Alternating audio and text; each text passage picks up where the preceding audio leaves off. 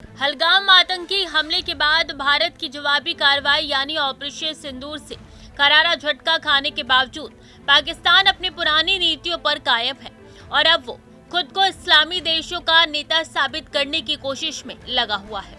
इस दिशा में पाकिस्तान ने सऊदी अरब के साथ एक बड़ा रक्षा समझौता किया है। अब पाकिस्तान के उप प्रधानमंत्री ने खुलासा किया है कि कई मुस्लिम देशों ने इस्लामाबाद के साथ रक्षा साझेदारी में दिलचस्पी दिखाई है। उन्होंने यहां तक कह दिया है कि अगर अन्य देश भी सऊदी पाकिस्तान समझौते में शामिल हो जाते हैं तो ये नाटो जैसा गठबंधन बन जाएगा। विशेषज्ञों का मानना है कि पाकिस्तान की ये कोशिश भारत के लिए एक नई सुरक्षा चुनौती साबित हो सकती है, क्योंकि इससे दक्षिण एशिया में सामरिक संतुलन पर असर पड़ सकता है।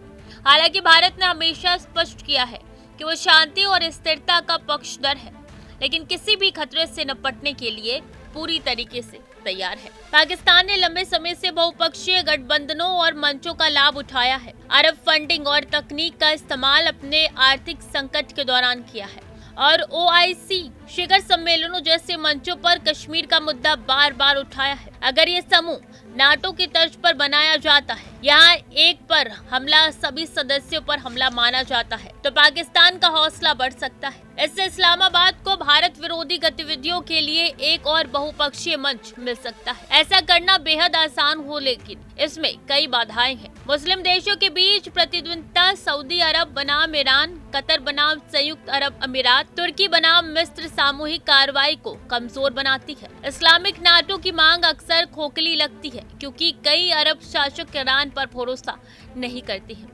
सऊदी पाकिस्तान रक्षा समझौते ने एक लंबे समय से उस विचार की चर्चा को फिर से हवा दे दी है, जिसमें एक सामूहिक मुस्लिम सैन्य गठबंधन का गठन शामिल है, जिसे अक्सर इस्लामी या अरब नाटो कहा जाता है।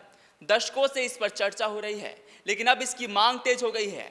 इस्लाम के सबसे पवित्र स्थलों के संरक्षक सऊदी अरब ने औपचारिक रूप से अपनी सुरक्षा की जिम्मेदारी पाकिस्तान को सौंप दी है।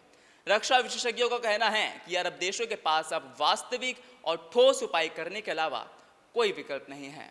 कैमरामैन जतिंदर के साथ विवेक यादव, TV 100 न्यूज़, नोएडा।